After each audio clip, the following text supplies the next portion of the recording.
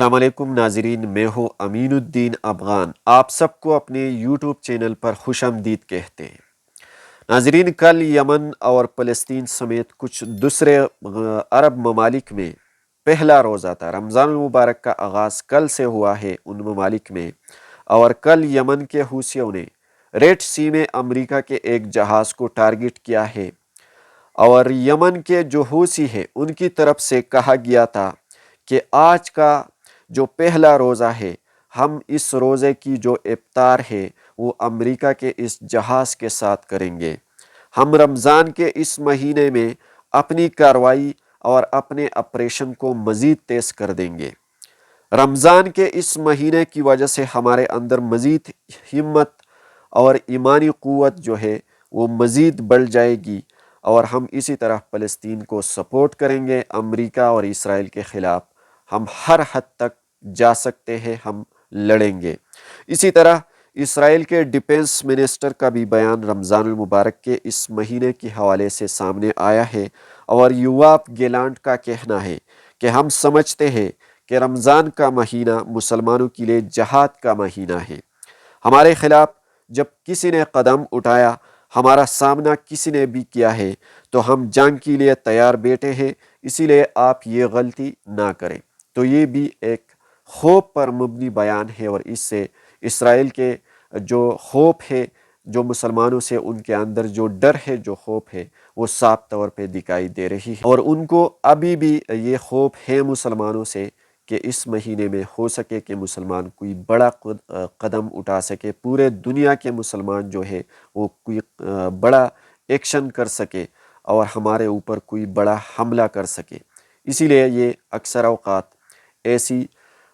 دمکی آمیز خبریں جو ہے وہ سامنے لا کر پیش کر رہی ہیں۔ اس کے علاوہ اگر ہم حزب اللہ کی حوالے سے بات کریں، لبنان کا جو حزب اللہ گروپ ہے، آپ سب کو پتہ ہے کہ کئی مہینوں سے فلسطین کے مسلمانوں کے حق میں وہ لڑ رہے ہیں، اور وہ ایک مضبوط گروپ ہے، بلکہ انٹرنیشنل میڈیا کے مختلف رپورٹس کے مطابق یہ کہا جا رہا ہے کہ حزب اللہ حماس سے بھی کئی گنا زیادہ طاقتور گروپ ہے۔ تو حزب اللہ نے آج بھی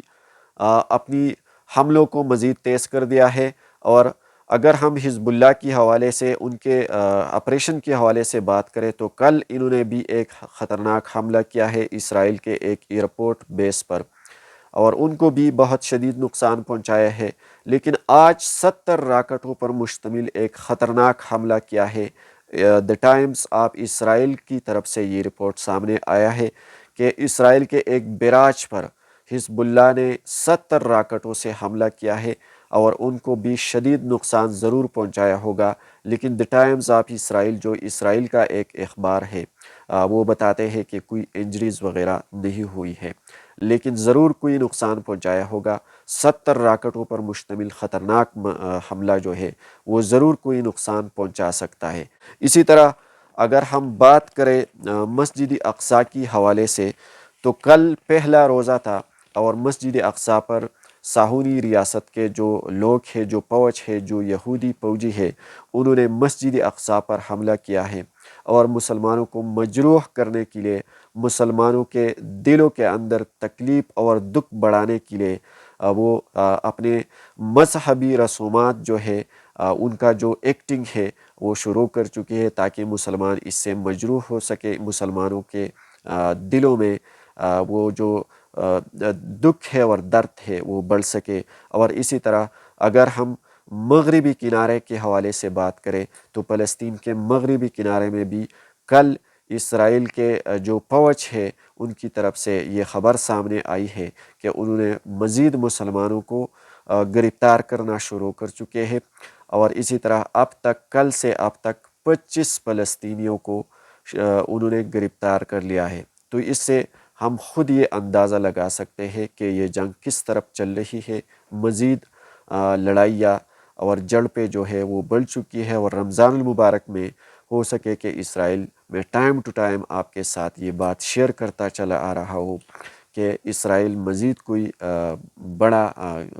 کام جو ہے وہ کرے گا، کوئی بڑی کارروائی کرے گی، اور مسلمانوں کو مزید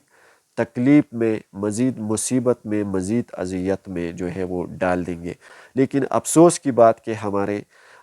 دوسرے اسلامک کنٹریز ہے، اسلامی ممالک ہے، وہ اس کے اوپر کچھ بھی نہیں بول سکتے ہیں، وہ خاموش بیٹھے ہیں اور صرف تماشا کرتے ہیں۔ اسی طرح عراق کی اسلامی مزاحمت کاروں نے بھی اسرائیل کے کیپٹل شہر تیل ایبب میں